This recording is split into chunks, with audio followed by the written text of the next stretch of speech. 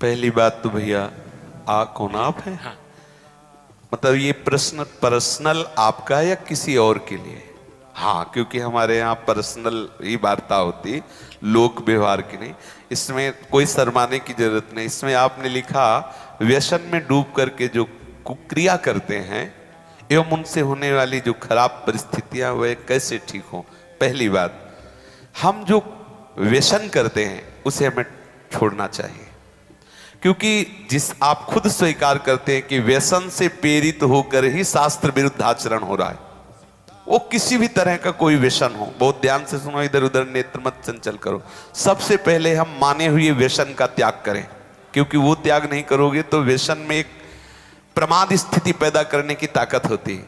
थोड़ी देर में ही वो एक ऐसे प्रमाद पैदा, आप कोई भी व्यसन करो तो वो व्यसन आपको उन्मत्त करेगा अपने प्रभाव से और प्रमाद स्थिति में लाके वो आचरण करवा देगा। हम पहले व्यसन को छोड़ें। दूसरी बात, जिसे हम जानते हैं कि ये कुत्सित क्रिया है, उस क्रिया को छोड़ें, यद्यपि है बड़ा कठिन। जैसे आपकी स्थिति है, आपने अपने आप को खोखला कर दिया।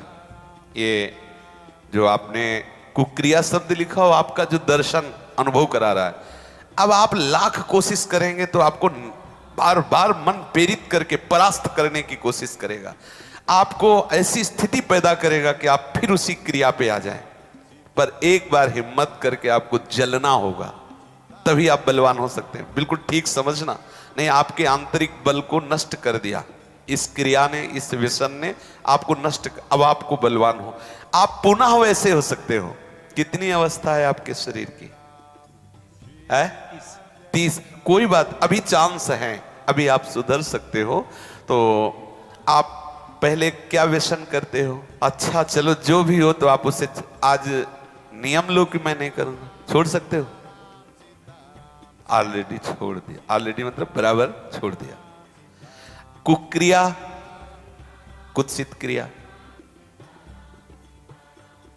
हाँ हम समझ रहे, परसल आप उसे छोड़ रहे हैं आज कसम खा के। नहीं, महीना पूरा होने में जो वो प्रमत्त स्थिति आएगी, वो सारी कसम असम खूंटी में टंगवा देगा।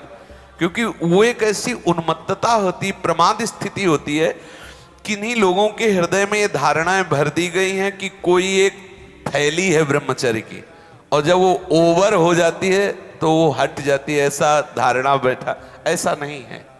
जिन लोगों को ऐसा लगता है कि ये ब्रह्मचर्य रहा ही नहीं जा सकता, जिन लोगों को ये भावना है कि ये नष्ट ही हो जाएगा, कह रहे कि जैसे अपने लोग कसम खा ले कि हम ऐसा नहीं करेंगे, तो 2 दिन 4 दिन का जो आपका अभ्यास है वो तो आप रोकेंगे, लेकिन जब वो महीना 15 दिन होगा तो आपके अंदर फिर प्रमाद स्थिति आएगी। अगर उस स्थिति में आप क्रिया ना करें, कुछ दिन सह जाएं, तो उसका कुछ दिन जो आपका अभ्यास रहा है वो आपको भ्रष्ट करता रहेगा स्वाभाविक बिना क्रिया। तो आपको घबराना नहीं है, आप धीरे धीरे क्रमशः ठीक हो जाएंगे।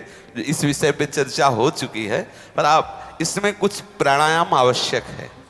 किसी योगी जो प्राणायाम के गुरु हैं उनसे आप मिल करके, क्योंकि हम तो वृंदावन के राधा आशिक हैं, हम ये फुस फसत सिखाते नहीं हैं।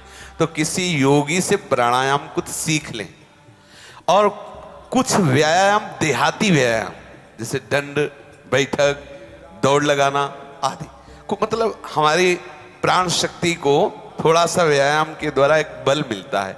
और कुछ आहार नियंत्रण, कि हम इधर उधर की वस्तुएं ना खाएं, वो उसमें पड़े हुए हैं वीडियो में कि ये चीज ना, जैसे ब्रह्मचर्य में सहायक सावधानियां, ब्रह्मचर्य में सहायक भोजन, वो उसमें उसको विस्तृत रूप से आप सुन लीजिए और उससे धारण।